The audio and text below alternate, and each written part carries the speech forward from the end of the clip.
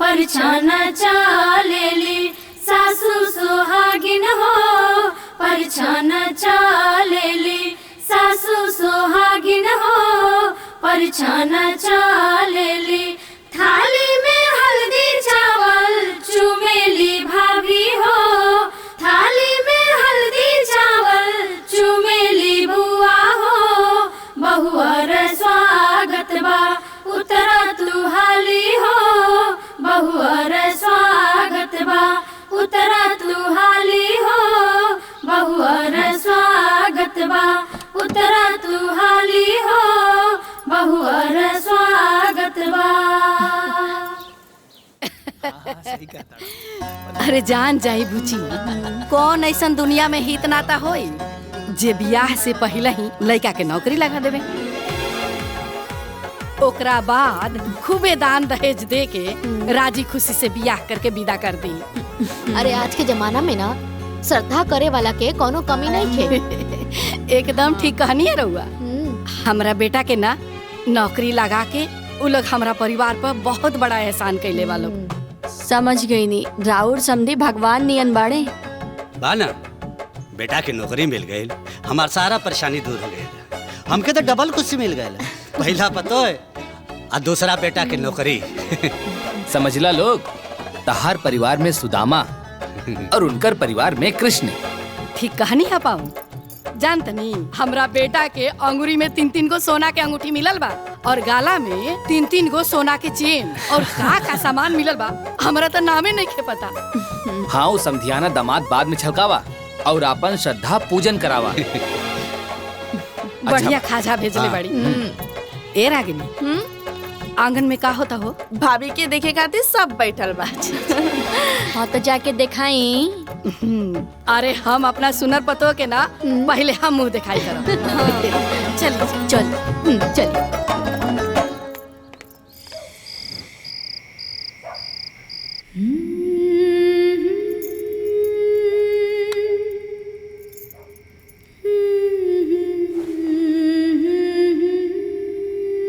दुल्हन जी।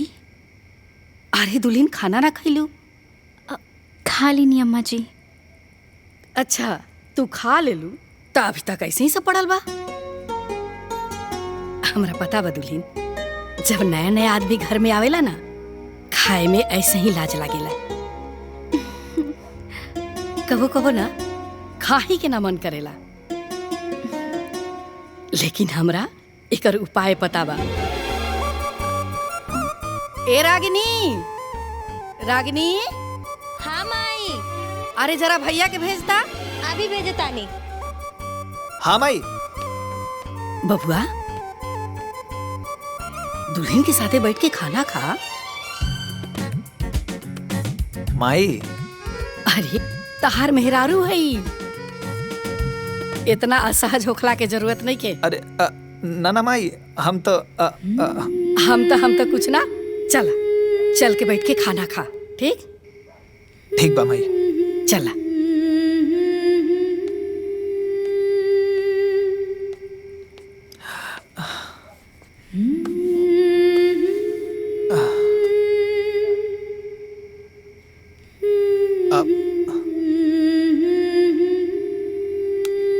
तोहार माई हमार नौकरी लगवा के हमार परिवार के संजीवनी दे देली। हम और हमार परिवार बहुत भाग्यशाली बा तोहरा के पाके। तू खुश बाड़ू ना हमरा घरे? ये हमार घर ना हा का? ना, ये तोहरो घर हा।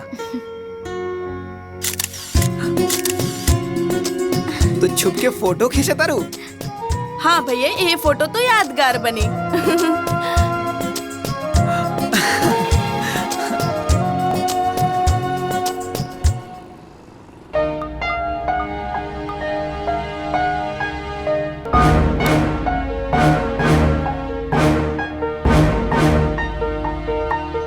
प्रणाम मम्मी। हाँ, खुश रहो बिटिया। हालचाल बतावा। सब बढ़िया बा माई। सब लोग बहुत प्यार करत आड़े। बिल्कुल नहीं लागत कि कोनो अनजान जगह पे आ गइल बाड़ी। सुन के मन खुश हो गया। अरे हमार मकसद जौन पूरा हो गया। खैर छोड़ा, कुछ भी हो ना, फोन जरूर करिहा। ठीक है मम्मी। प्रणाम। खुश रहा, अपन ख्याल रखिया। हाँ माई। ठीक।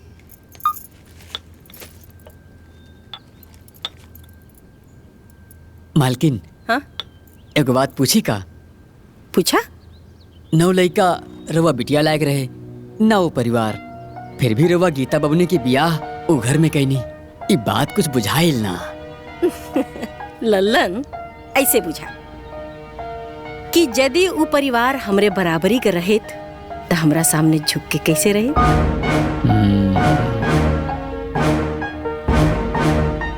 अपना बेटी के सुख के खातिर सबसे पहले हम अपने होखे वाले दामाद का नौकरी लगोनी, फिर अपने बिटिया का ब्याह कैनी और एहसान लाद देनी। अब ऊ लड़का वाला हो के भी जीवन भर हमरा सामने झुक के रही हैं और हम लड़की वाला हो के भी जीवन भर उनका सामने तन के रहा। बिटिया के आजादी मिल गई, ससुरे में रह के भी ऊ नैहरे का सुख उठाई। कैसे? जैसे हमार बड़की बिटिया और बड़का दामाद भोगता रहे। अब बुझाए? बड़की बिटिया का जीवन तो बर्बाद कैले रहनी, अब छोटकियों को बर्बाद करे के तैयारी बा। का कहनिया? हम कहाँ कुछ कहनी, रउआ जिसन महाज्ञानी के सामने हम अज्ञानी आदमी भला कुछ कहे के हिम्मत रखा तनी का? और तो कहे के हिम्मत करे नी, कहबो मत करी ना। जब देखा तो भनन भनन भनन बगल में बैठ के बस।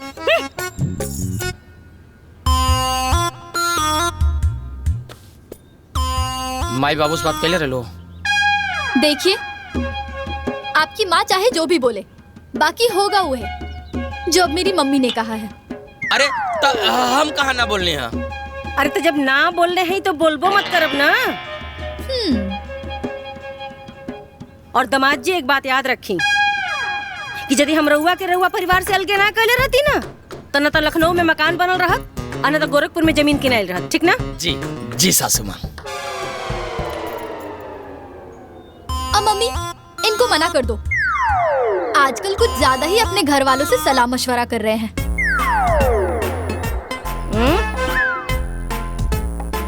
आगे हुई ना ना ना सासू माँ।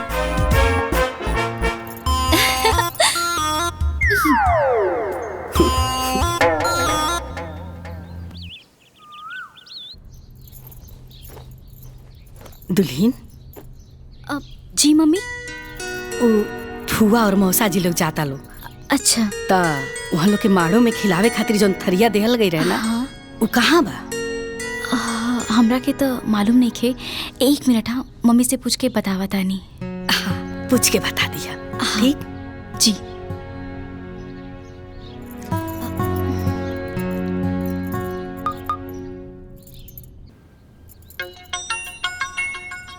अरे अब का? हाँ बोला। हाँ माई। हाँ, ओ फूफा जी और मौसा जी के माड़ो में भात खाए वाला थरिया कहाँ बा? अच्छा अच्छा, सुना, वो जौन बड़का बक्सा देले ही तोरे के, ओमे 2 जगह थरिया है। एक जगह पितरी का और एक जगह स्टील का। वो स्टील वाले में से निकाल के दूसरे देता लोगन के, और दूसर का के चुहिया मत।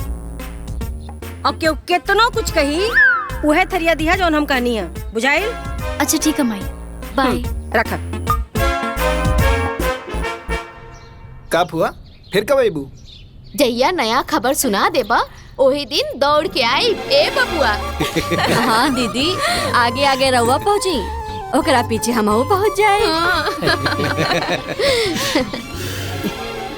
अरे रहुआ ली। ई कहा हो? अरे उहे थरियाहाना जोन माड़ो में भात खाए बदे मिलल रहे। अच्छा, स्टील के? अरे यह तो मिलल रहे। का हो? हम तो सुनले रहनी कि दुल्हनिया के मायके वाला बड़ा धनवान पैसा वाला हवन, धनगर हवन। अरे हाँ बुची, एहू में कोनो शक बा? बड़ी धनवान हो। ओही से ई स्टील के बर्तन देले हवन सन।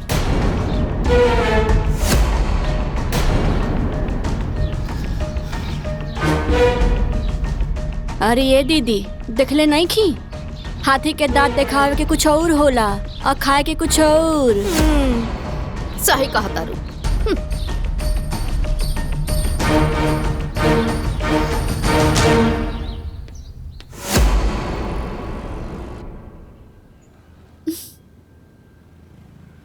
अच्छा, तोर फुफुआ सास ऐसे कहलस?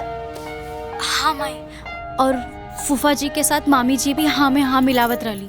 अच्छा, तनी अपना सास के फोन देता फोन अपना सास के। ठीक बा माई।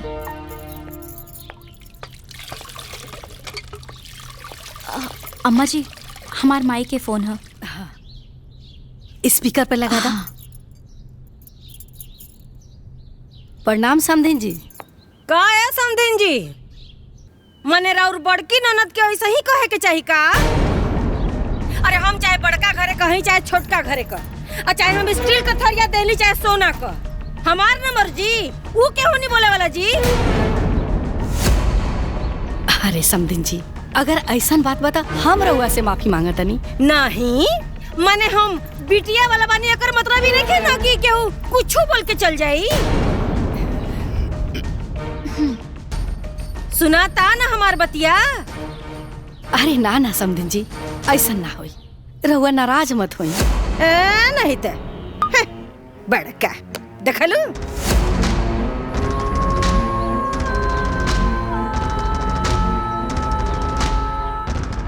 ओह माय गॉड, ये तो बहुत ही गलत बा। जानती हो माँ, एक बार इनकी मौसी जी भी ना मुझे कुछ बोली थी। तुमने तो जो सुनाया सो सुनाया, मैंने तो पूरी इज्जत ही उतार दी थी। तब से इनके घर में कोई मुंह नहीं खोलता है। काजी सही बोले ना? हाँ जी, आप हमेशा से ही सही बोलती हैं। लगाइए। हे भगवान।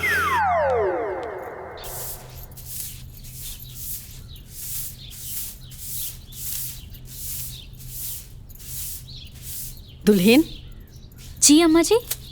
हाय तारा ससुर जी के ना सब गंदा कपड़ा बा, एकरा धो के प्रेस कर दिया। ठीक बा अम्मा जी, हम अभी ये धुल देता नहीं। अरे दुल्हन, अभी इतना का आगुताहट बा, जब काम से खाली हुई है ना तब धो दिया। अम्मा जी, ए में खाली होखे वाला कौन बात बा? हम अभी कपड़ा वॉशिंग मशीन में डाल दे और चालू कर दे, फिर ही कपड़ा अपने आप धुल के सूख जाए। Washing machine? हाँ, आई आई अम्मा जी। ई है वॉशिंग मशीन, एहमे बस कपड़ा डाले के देरी बा, बाकी धुले और सूखे में कोनो देरी नहीं की। अरे दुल्हन, एगो बात कहीं अगर बुरा ना मानता। अरे अम्मा जी, ऐसन काहे कहत बानी, कहीं ना।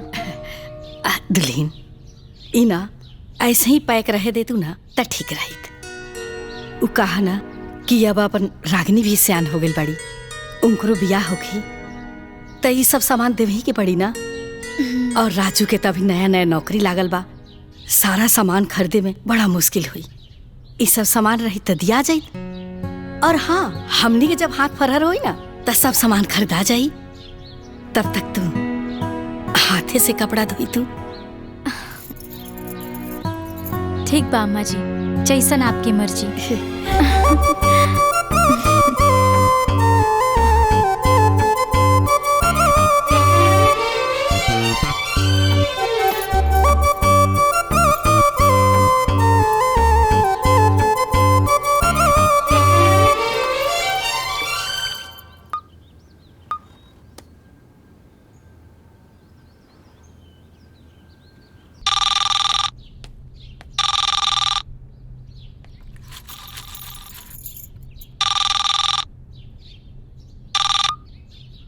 हेलो।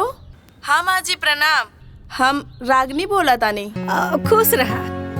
गीता कहाँ बाड़ी और कैसन तू फोन उठोले बाड़ू? उ का है ना भाभी चापाकल पे कपड़ा धोवत बाड़ी, एहे से हम फोन उठा लेनी। हाँ, कपड़ा धोवत रही?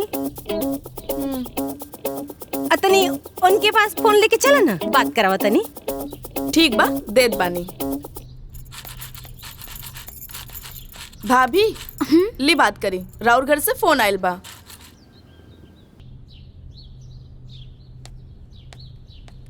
हाँ मम्मी, का हाल बा? ठीक बाड़ू ना? अरे हाल चल के मुंह पिटावे, पहले ही बताओ ते करत का बाड़ी? मम्मी ऊ कहा कि थोड़ा सा कपड़ा रहल उहे धुलत रहनी। कहे वॉशिंग मशीन का हम शोरूम में प्रदर्शनी लगावे के देले बाड़ी कि तू हाथे से कपड़ा धोता रही? जाके सारा कपड़ा मशीन में डाल। मम्मी कहा कि ओ मम्मी जी के इच्छा है कि वो वॉशिंग मशीन वैसे ही रखल जाए, वो रागिनी बबुनी के शादी में दहेज दियल जाए। का कहलुआ? रागिनी के दहेज में? अरे दिमाग खराब है उन्हन करे कि पगलागल बड़ा सरे? कौनो भी सामान में अपने बिटिया के सुख खातिर देले बड़ी, उनका बिटिया के दहेज देवे खातिर ना। मम्मी जाय देना। देता फोन अपना सास के, हमहू देखता नहीं कि कैसे पतों का सामान देवल जाला एने ओने। हम बाद में अम्मा जी से बात कराई। ए सुन, ज्यादा देतिया मत बन, बुझाइल ना? अने तक कपारे पे चढ़ के बंसी बजावे लगिया तो समझवाई तो रखे पगलेट कहीं का। शुरुए में टोका टोकी जरूरी होला, बुझाइल? चल फोन दे अपना सास के, बात करो हमार। प्लीज मम्मी प्लीज, बात यही खत्म कर देना प्लीज। बाद में कोनो बात हुई तो हम बता दे, तब बात कर ली। हाँ प्लीज मम्मी। अच्छा तो ठीक बा, एदा पारी तो हम मान जाता नहीं, लेकिन आगे से ऐसा कुछ भी भइल ना तो बता देता नहीं, हमरा से बुरा क्यों ना होई, बता दिया उन्हें लोग के। ठीक बा मम्मी। रख फोन।